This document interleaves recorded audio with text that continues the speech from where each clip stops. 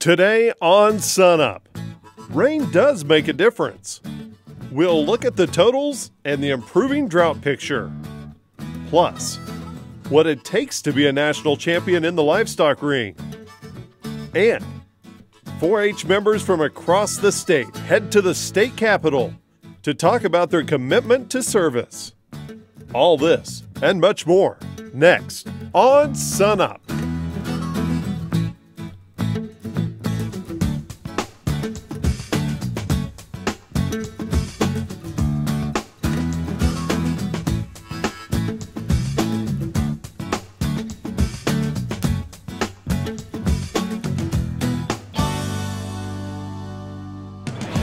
Hello everyone and welcome to SUNUP. I'm Lyndall Stout.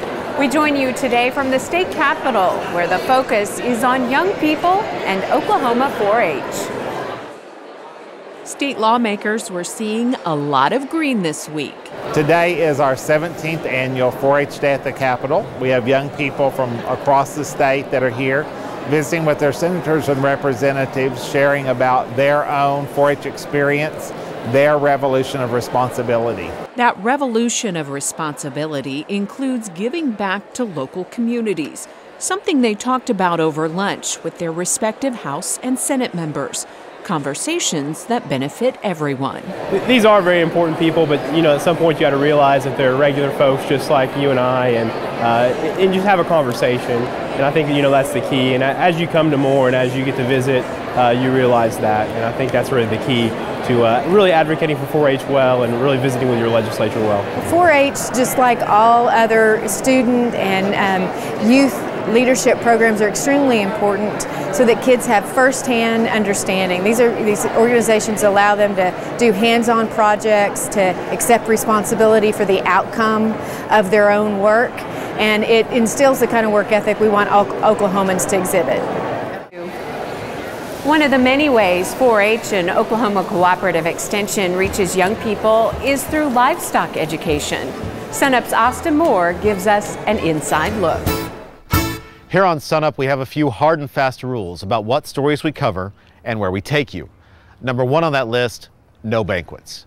But today we're breaking that rule because we want to show you an exceptional livestock program here in Hughes County. And to do that, we have to go to the end of the story, a banquet. Don't worry, it's not you. This program puts our 4-H and FFA members in the feedlot business with one animal. The calf has to be born in Hughes County to a member of the Hughes County Cattlemen's Association. We weigh these steers in September. They feed them for 160 days. They're taken to slaughter after our county livestock show. These cattle and their keepers are evaluated on several criteria: for their gain, for their placement in the county show, for their carcass grade, and for the records they keep. They keep all of their feed records, all of their gain records, all of their treatment records, any medications that the animal was given. Had to keep track of all the corn we put in there because we added corn into their feed. Colton McCorkle was the bell ringer last year.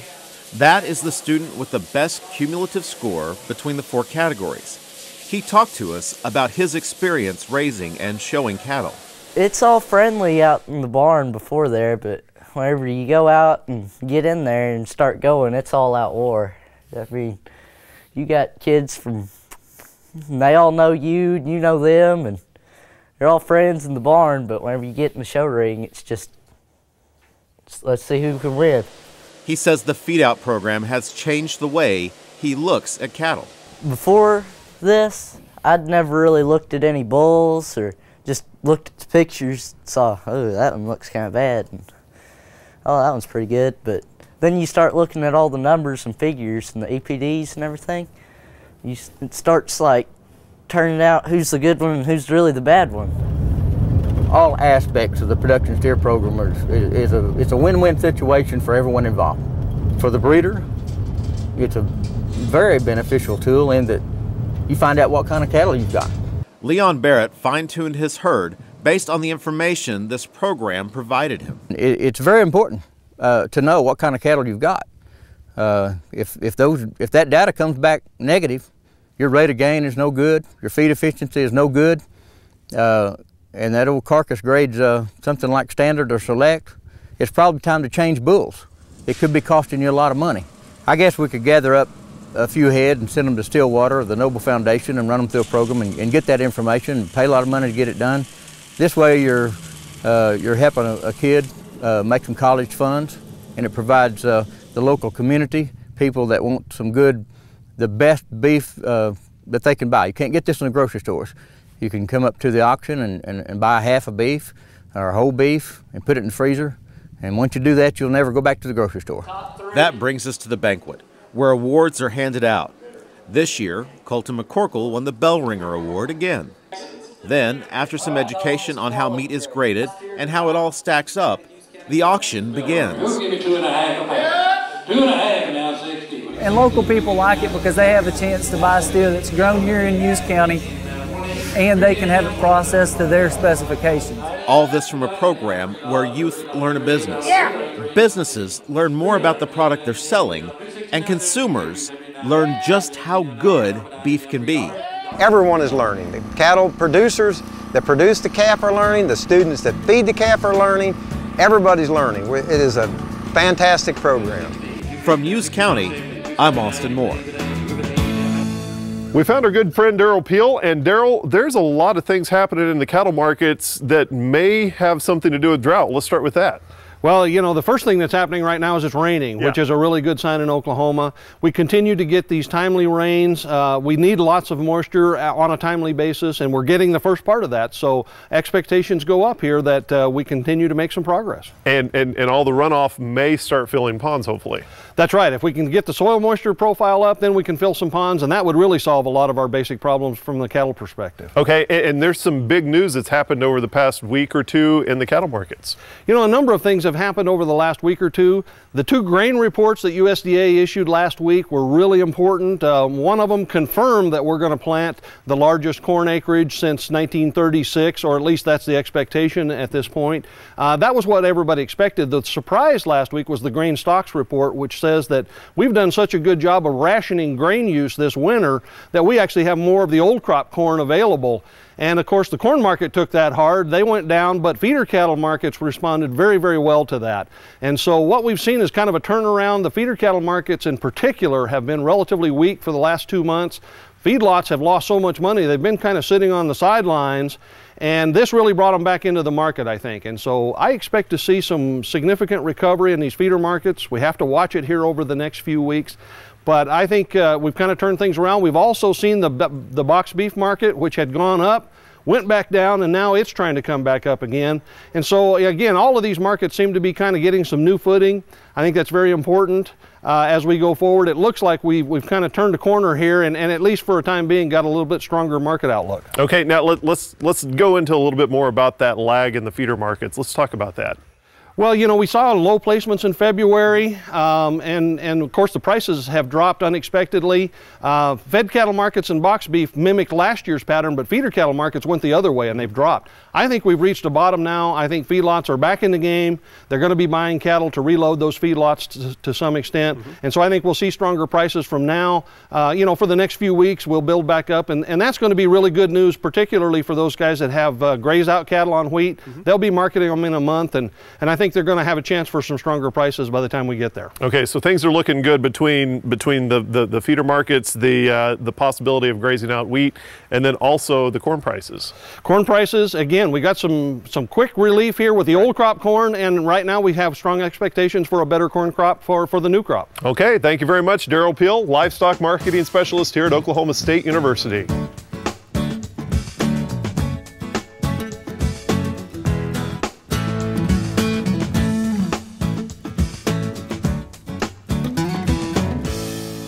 Hi, I'm Al Sutherland with your Mesonet weather report.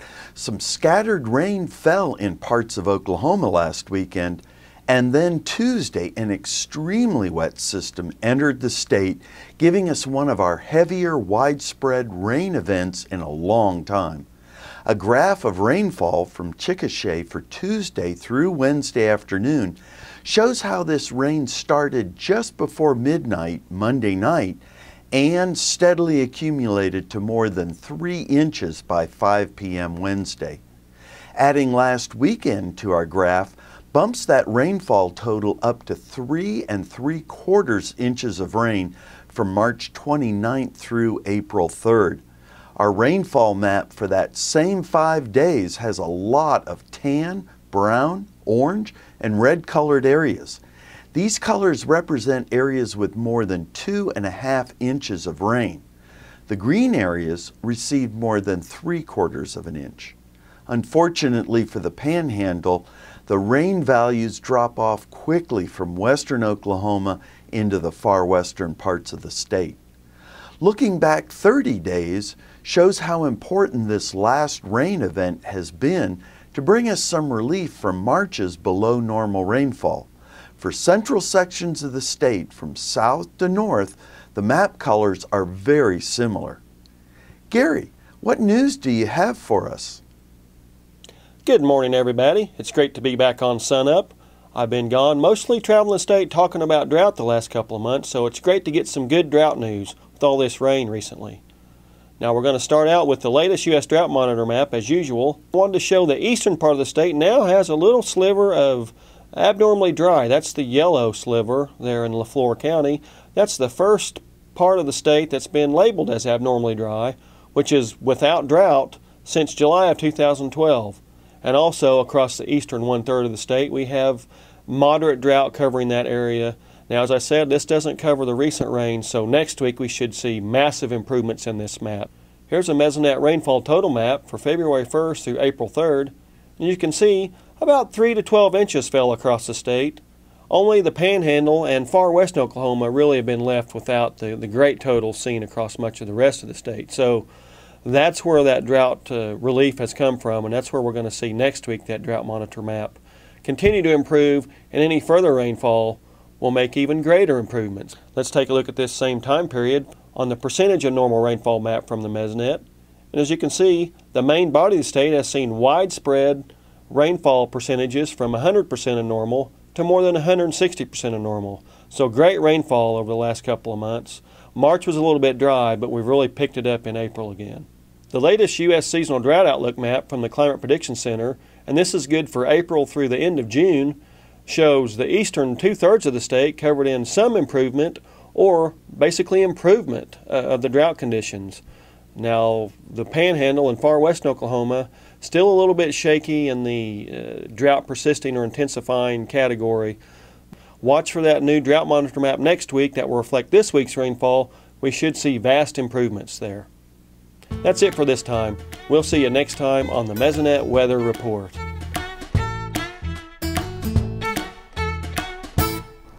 As we continue talking about youth livestock showing this week, we're joined by Clint Russ, the head of animal science here at OSU. And Clint, you've spent a lot of your life right here in the livestock ring. That's correct, Lyndall. I grew up on a ranch in Kansas and was a member of the 4-H program there as well as FFA.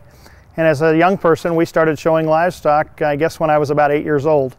And had that opportunity as a family. It was mostly like our family vacation to go to livestock shows, not only in the state, but around the country. Eventually, while I was at the livestock show, I learned about the Livestock Judging program and had the good fortune to go to college on a judging scholarship. It was after my sophomore year in college that I was actually offered an opportunity to judge my first county fair. And it was while judging a county fair that I learned that I actually really enjoyed not only evaluating the livestock, but more importantly, working with the young people. And eventually I got a chance to judge larger shows on the state and national level, and found that I really enjoy that. And I judge 6 or 8 shows a year now, and really enjoy working with young people. What do you think that young people get out of showing? There's really a lot of things they learn from this. There are, and you know, one of the things I learned after I went to Purdue University was to learn about life skills. And we didn't know when we were kids showing, we didn't realize that we were learning about time management and responsibility and all of those things, and how valuable life is, just taking care of a project that has to be fed and taken care of every day. The self-confidence, the ability to go in front of a judge, the ability to work with other people, and learning to win and lose. I mean, life, there's a lot of competition involved in life, and so I think they learn a lot about that.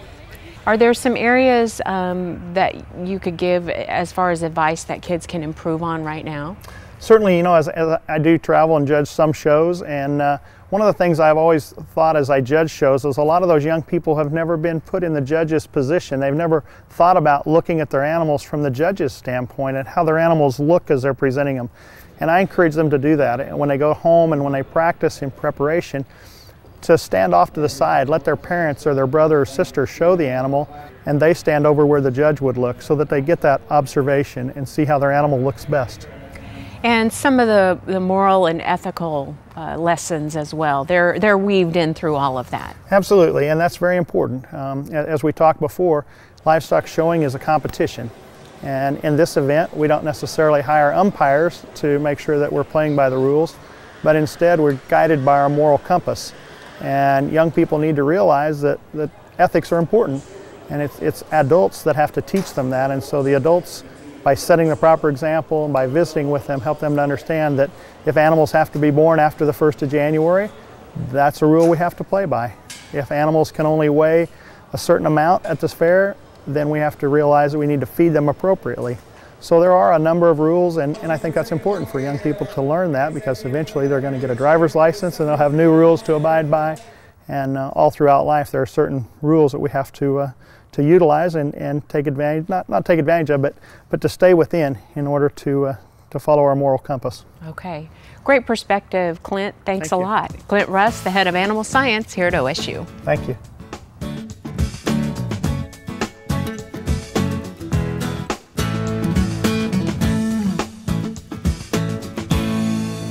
Hi, welcome to Shop Stop. Today we want to talk about marking your oil or fuel filters when you've made a change. Okay, suppose you changed your oil in your tractor or your vehicle, whatever it may be, and you want to note either the mileage or the hours on that vehicle. You can do so on your filter.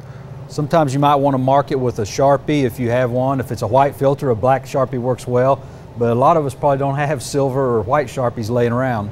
So you can just take a scribe, you can use your pocket knife as well, and just write the hours or the mileage on that filter. And ironically enough, over time it'll kind of rust a little bit and show up a little better once you mark it. So once you've got the hours on your filter, then you'll know when you need to change it next. So that's a tip for fuel and oil filter changes from Shop Stop.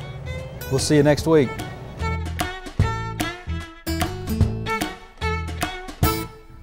Kim Anderson, our grain marketing specialist, joins us now. Kim, last week when we saw you, we were talking about wheat prices dropping more than 50 cents.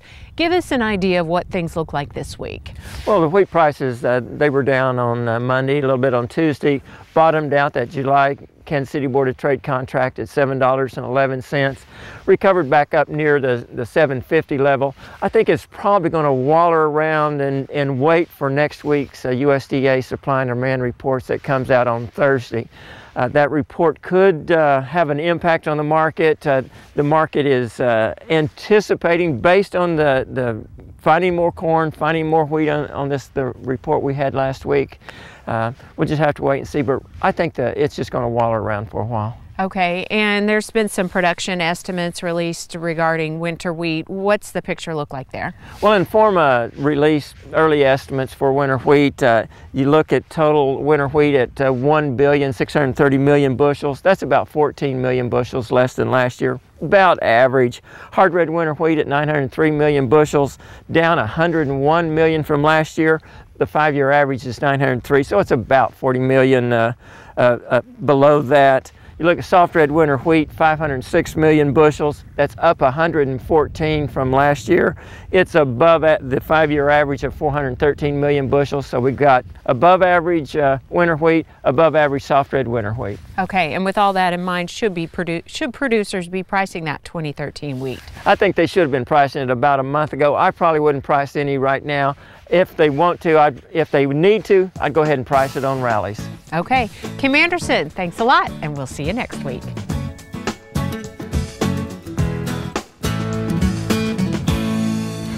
Fall calving cattle are typically weaned when the calves are someplace in the neighborhood of 9 to 10 months of age. And so that means that if a calf was born in September or October, then they may be weaned in late June or July the next summer.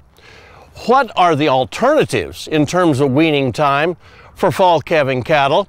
especially when we have a year like this where the drought has caused us to have short pastures and short feed supplies and concern about the body condition of the cows as they're going into the summer months.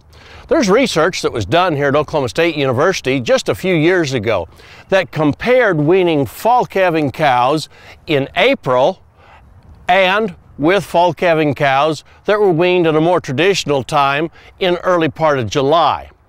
And what they found was that there was a difference in the outcome, especially from a reproductive standpoint, of young cows. Cows that were 3 years old or 2 years old, those cattle really responded by having the early weaning. Those that were weaned in April, the young cows had an advantage of about 9% increase in reproductive rates the following breeding season. Older cows, those that were 4 years of age or older, there was no particular advantage. And in fact, numerically, the cows that were weaned in July had just as high or a little bit higher rebreeding rate than those in April. Of course, there's a difference in calf weaning weights. Calves that were weaned in April and put back out on native grass, by the time July rolled around when their counterparts were being weaned, were still about 40 pounds lighter. So there is a trade-off. But this year, where we're concerned about the body condition of especially some of these young cows, and we're also concerned about whether we're going to grow a lot of grass this spring and summer due to the continuation of the drought, then there's some real advantages, I think, to early weaning these fall calving cows here in April and giving that young cow all summer long to regain body condition before she goes into the fall calving season next fall. I think what we'll end up with is a much higher percentage of those cows that'll recycle, rebreed on time for next year's calf crop. Give that some thought as we proceed into the springtime, and perhaps this year is a little bit different than typical years.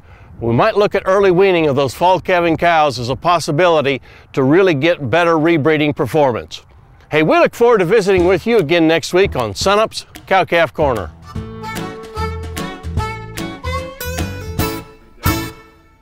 Bringing home this bronze bull from Louisville is not an easy task. Livestock judging has been part of Oklahoma State's heritage for nearly a century. Intercollegiate livestock judging contests have been held since about 1900. Oklahoma State University began to field competitive intercollegiate teams in the 1920s. Since we won our first national championship in livestock judging in the 20s, OSU students have actually won more national championships in judging than any other university. OSU has attracted hundreds of students over the years, all hoping to leave their mark in history. Senior Clay Weaning joined the team in 2011. When we look back on this experience, we're going to realize we put so much hard work, effort, and dedication into uniting as a team to reach this common goal.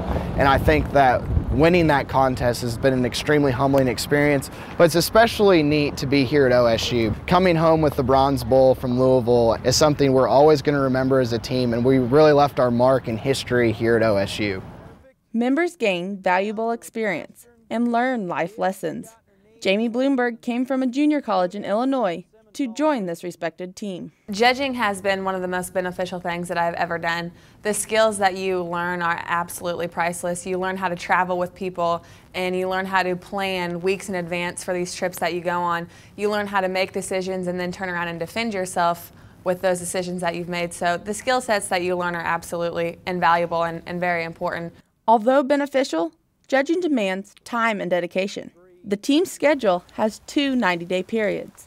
Within those 2 90-day windows, it's extremely busy. 20-some hours a week in judging. You practice pretty much every night. 4 to 5 days a week. You know, anywhere from 2 to 3 hours per set. Monday and Wednesday afternoons.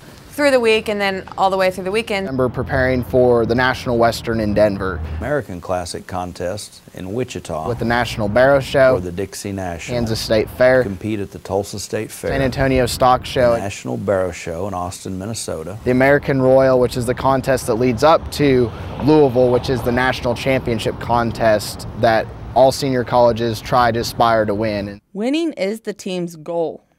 but what they learn about themselves and others mean much more. Everybody wants to compete, and you enjoy livestock, and we all enjoy the day that we come out on top in a competition. But there's a lot of things that impact the 60 to 80 years of a student's life following college that you get from this experience that probably long term are a lot more important than where you finished or where your team finished on a given day.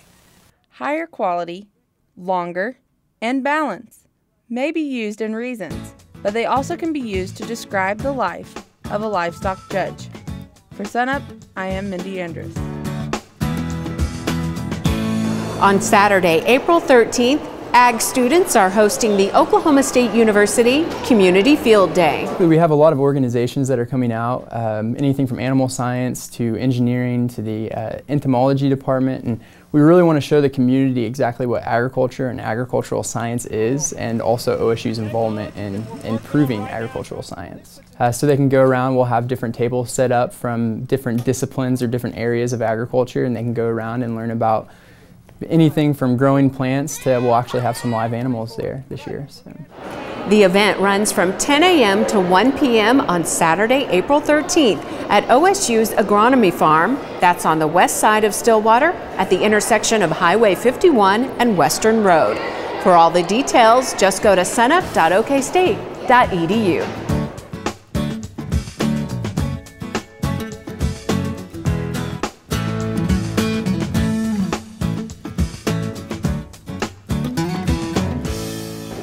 That does it for us this week. Remember, you can always find us on our website and also follow us on YouTube, Facebook, and Twitter.